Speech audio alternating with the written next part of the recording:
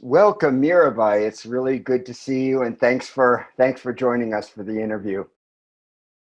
I'm happy to be here. I'm having to stop myself from reading all the book titles behind you to see if there's some good ones there. There are.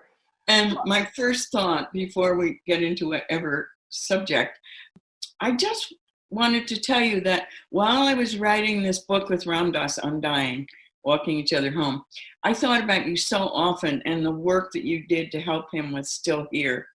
And I just had a really great appreciation for you. It's not everyone who can work that intimately with Ram Dass. And we had a great time because by the time I worked with him, he was really mellow.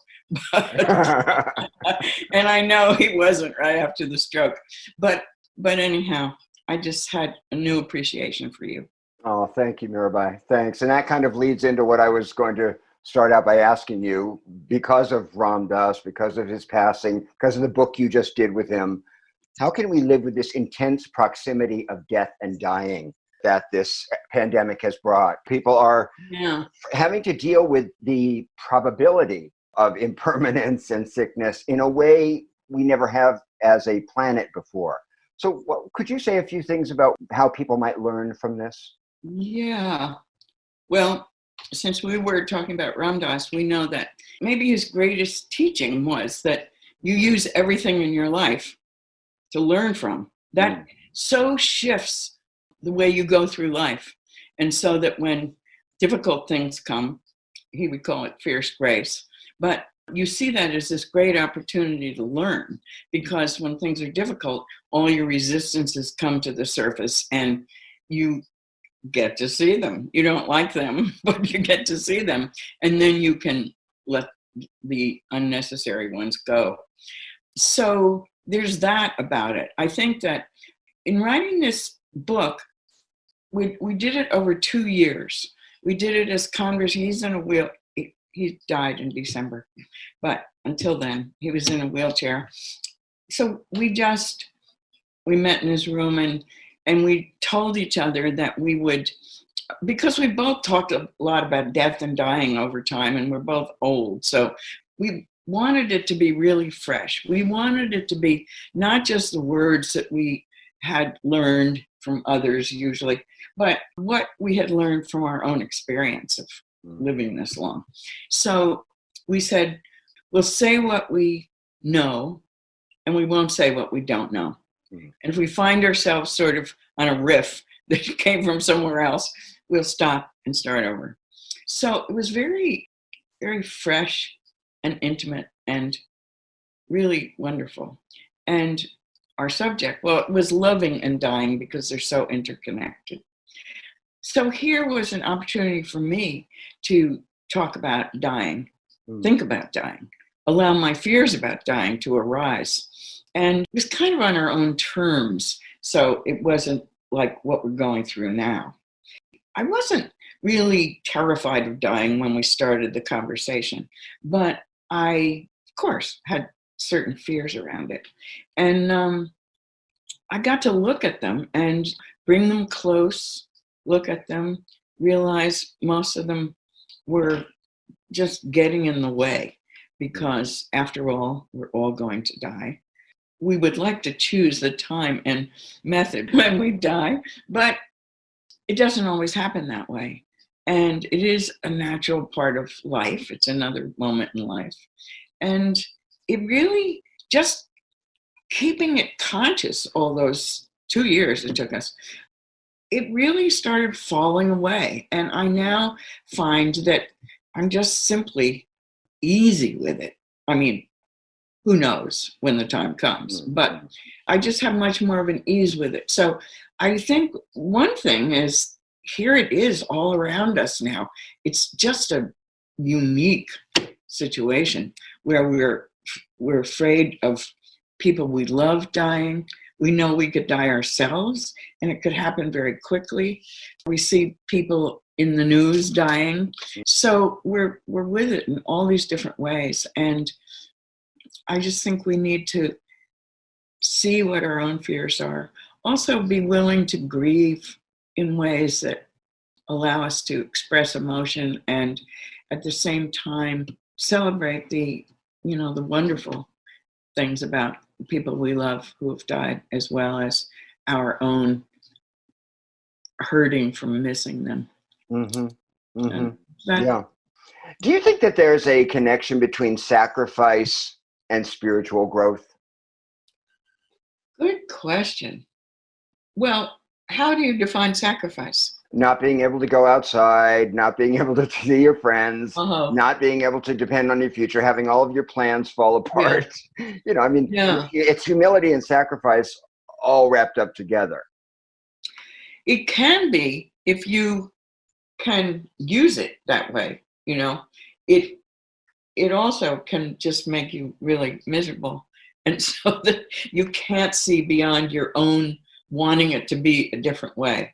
So again, it's like being able to be in the moment and without these desires that it be different from what it is, which doesn't mean that you don't do anything you can to make it different, to take care of yourself, protect yourself, and in whatever role you're playing in this, helping to make it better. But it's being with it that really helps you learn from it.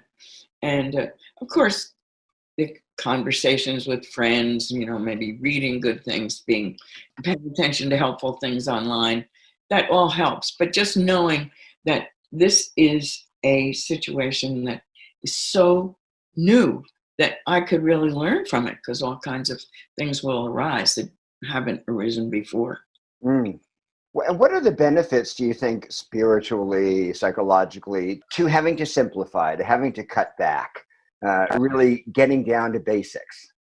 Well, there are a lot, even though we're mostly kicking and screaming about it. But clearly, in this country, I venture to say that almost all of us have more stuff than we need, and more stimulation and more activity. And so looking at that is really, I notice that when all these ads come up online, and usually they're ads from the few places that I buy from regularly. And I just look at them now and I realize I have absolutely no need for that. But I remember that that feeling that arose before. Ooh, that looks pretty good. So there's so many potentially positive aspects to it. I mean, traditionally, spiritually, the way you renew and deepen is on retreat. And this is like a retreat. On retreat, you live really simply. The food's really simple. And this is true in all the different traditions. Food's really simple. Activities really simple. Maybe walking in the woods or down the street, not speaking, and just decreasing stimulation. And you do that so that you can see what's inside and you can learn from what's arising. People are beginning to really write about it now, how this can be a really good exercise in learning how to live better for the planet and the environment, using fewer resources. I hadn't been out of the house except for a walk in the neighborhood for 2 weeks because EJ, my husband, was going out for food. So yesterday I had to drive him to drop his car off. So I was actually in the car on the road, just like wild. And I passed a gas station and gas was $1.99. Wow. And I thought, wow. And then I realized how ironic.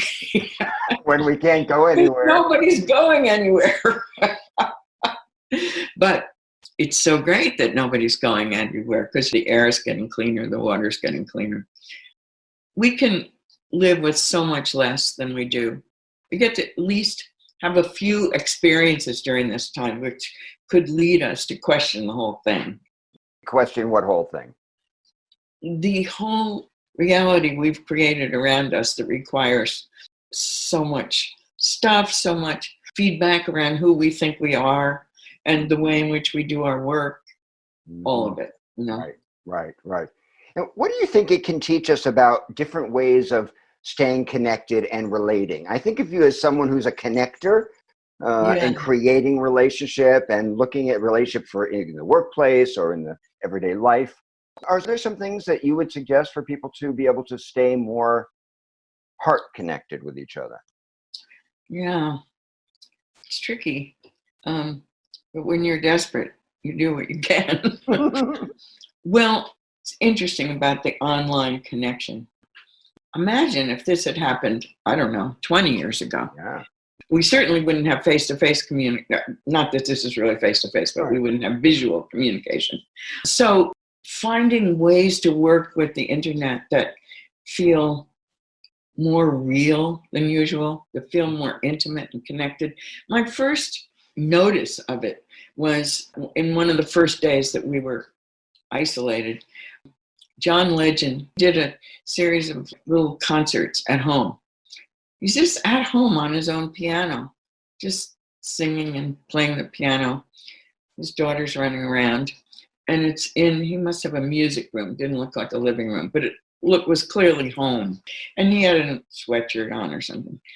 And there was something so intimate about it. And I don't know him, love his music, but I felt like we were together in a way that I hadn't felt online music in the past. So I think there really are ways that we can be more at home with each other, more intimately connected, more genuinely connected with each other electronically.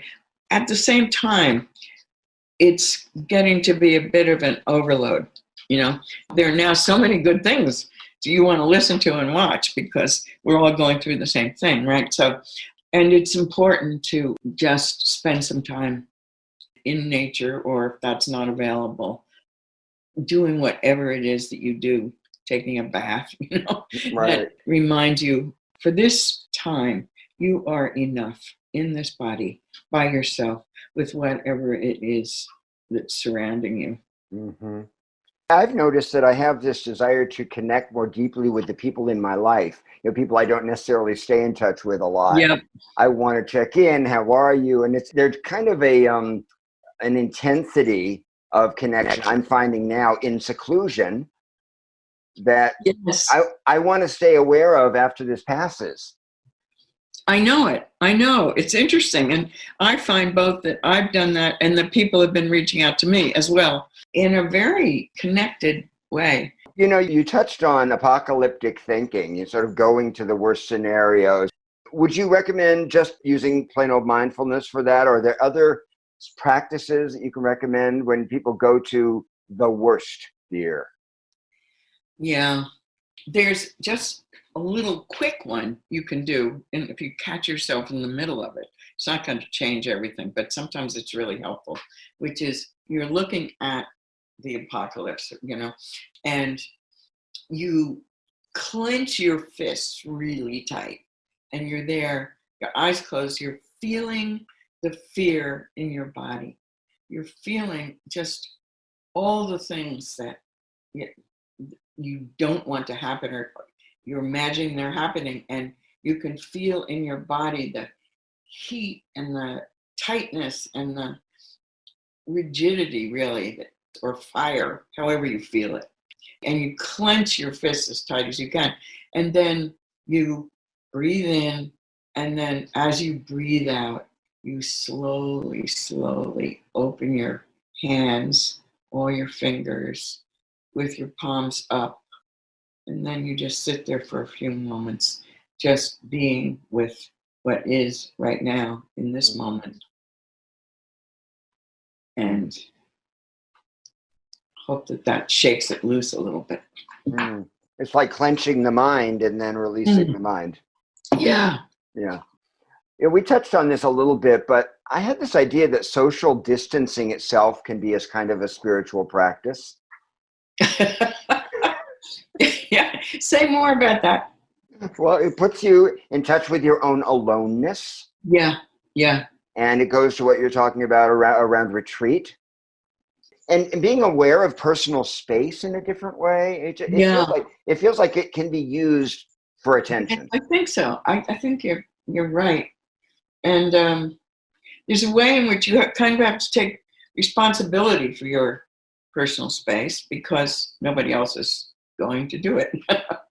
Also, loving kindness practices are really helpful at this time also, in that you imagine bring into your mind someone who's at a distance from you. And then just bring into your mind everything that you care about that person.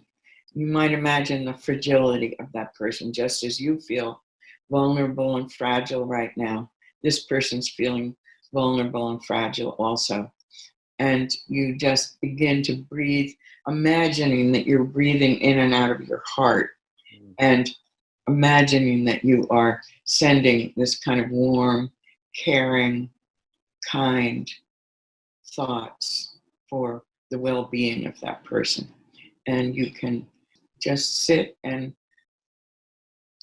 continue to do that for as long as feels right to you.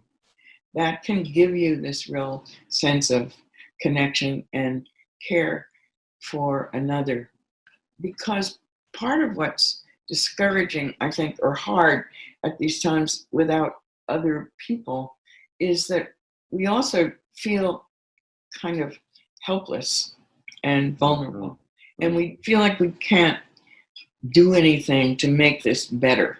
And we can't help anybody else who is struggling with, and some people are really, really struggling at every level, psychological, spiritual, physical, and seeing all that suffering and not being able to contribute to relieving it in the ways that you usually do. I mean, there's some ways to do it, but it can be very hard. And so just imagining that person and experiencing your own love for that person or people, I think can be helpful. That happened to me just the other day. A couple of days ago, a friend was going through a hard time and we were taking a walk and there were no words. All I wanted to do was give her a hug. It's the only thing that would have actually helped in that moment. Yeah. But I thought about it afterwards. I realized that you can do what you were talking about, just going into your heart and sending love. Yeah. And opening to what they're giving back. We can learn to, I mean, obviously nothing replaces physical touch, but it can do a different kind of good, I think. Yes, I think so too. When I first learned that practice, which was a long time ago, but people would say, well, does the person on the other end know that you're sending it? But after all that stuff fell away over time of practicing it, I realized that it's very powerful and it opens your loving kindness and then it also helps you hold that person in a very sweet way. One of the things I've always admired about you is that you go into the corporate world, you go into organizations as a seeker, as a former sort of Dharma bum, as a Neem Karoli Baba devotee, and you bring this wisdom to a secular context. One of the challenges I think people are having now is, how do you surrender if you have no faith? You don't need to have faith in the divine, God or the divine. You can think of it as having faith in the unfolding of life. But how did you connect that to corporate life? Were you thinking that's a place where people don't usually talk about these things, and how do you do it? When I think of corporate life, and obviously I think of it as a very secular world. You're bringing the spiritual into a secular world. And I think one of the problems for people who have no spiritual practice is they're being asked to surrender to this mystery in a whole new way. Yeah, well, most of these practices don't require a surrender at the beginning. The only surrender they require is maybe that you surrender into taking instruction from somebody you don't know, but they're so safe. Close your eyes, you could be doing anything in there. I teach the incoming first years at Amherst College, about 65 of them each year, and they do an intensive orientation in their first 3 days on campus. And I'm part of one that is mindfulness and yoga. And at first I thought, oh, how great. So many are signing up for this. They must really want to learn mindfulness. I later came to think that There are quite a few in there for whom this was like the least worst of the things that they could choose from. They didn't want to do service in the community or organic gardening, you know. So, so it's unclear to me that they're sitting there, they're quiet, and their eyes are closed. I have no idea what they are doing. So, anyhow, it's basically really safe. And the practices themselves aren't about having faith in anything outside yourself. It's just learning from what you are experiencing.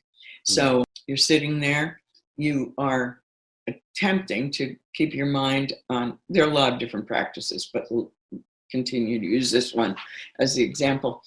You're trying to keep your mind on your breath. You see your thoughts and emotions arising. Wow. And then you let them go. And you begin to learn. There's a lot going on in there. Oh, my mind is so busy. Oh, no wonder I can't be creative at work. Or I can just let that go. And if it's important, it'll come back later. I mean, they begin by seeing their own minds and learning that everything is changing all the time. That's huge. You can learn that from watching your own mind, and it doesn't matter if you're in a church or in the Googleplex. Right. Is that what you mean by faith in the unfolding? I think that you begin to understand how your behavior is creating your life. In Eastern philosophy, they call it karma. But you begin to see that what's arising within you has to do with how you've been behaving all along. And you begin to understand, in as much as you move toward more responsible, ethical, loving behaviors, what's arising in your life is more a reflection of that. And then you begin to feel kind of, what I felt in the beginning was just that I was more at home on the planet. I just felt like I belonged here. Just somehow knowing about how my own mind was working, and that I could really know it and I could continue to see what was going on in there. It made me feel kind of safe, more that I was choosing my behaviors instead of them kind of running away with me, running after them. You know? Right. Yeah. What about surrendering to something like this pandemic if you have no sense of a divine order, no sense of anything beyond you? How do you find the optimism and the trust to lean in a moment like this? Yeah. Well, it's happening. What I have found is I've done a lot of work both for social change and with social activists. And so that kind of question is always there. Like, how can you accept what's going on in the world? Even before the coronavirus, there's a lot of bad stuff happening. But in as much as you can accept this moment, and this is what's going on right now, you're able to see it for what it is and then make choices going into the future that will help relieve that suffering. I mean, not many of us are able to contribute directly. All our friends who are in healthcare can, of course, but what we can do by seeing what's happening now, oh yeah, this is happening all around the world, and I am really uptight about it. I can see that in as much as I can let those negative feelings go, maybe I could be helpful to somebody else. Maybe I could make a loving phone call this afternoon instead of being pissed off. So it comes from having choice about how to respond. Yeah, I think surrendering into the moment is more about seeing the moment for what it is, recognizing it in all that it is. And then if you want to make change, you go about doing that. But it's surrendering in the sense of acknowledging, yeah, it's here. We can't change this moment. It's here. But you can make change going forward. Right, beautiful. And just one last question. What is it that gives you hope in your life? It's always a good question. I was recently with Brother David. Did you know who he was? Oh, Wonderful teacher. And David Stendhal Rast. yes. And he is now in his 90s. So he was giving his archive to the University of Massachusetts. And I was part of a group to honor him at the university. And he came, and it was before the virus happened, but we were talking about the state of the world, and he was saying that he just was not seeing much positive happening, and he was really discouraged and so on. And he was asking us what we were seeing. So one of us said to him, Brother David, you say you don't have any hope for the future. And he said, no, I didn't say that. He said, I have hope. I understand hope to be the willingness to be surprised. Mm-hmm. Isn't that good? Mm. So there's always hope, as long as you keep that willingness open. And also the extraordinary creativity that comes when people are free from these attachments and stresses and so on, in as much as you can let go of them. It creates a space for creativity that I think anything could happen. That's another big lesson from right now. Mm-hmm. Did we ever think a couple of weeks ago that we would all be home and nothing would be happening and everything else that's been going on? Do we ever imagine that? No. So there are other more positive things that could happen that we could never imagine at the moment. So I do get really discouraged, particularly looking at the political world, but I still do have faith in the deep goodness and compassion in people. Yeah, me too. Thank you, Mirabai, so much. This is fun. That was great. I really, really appreciate it.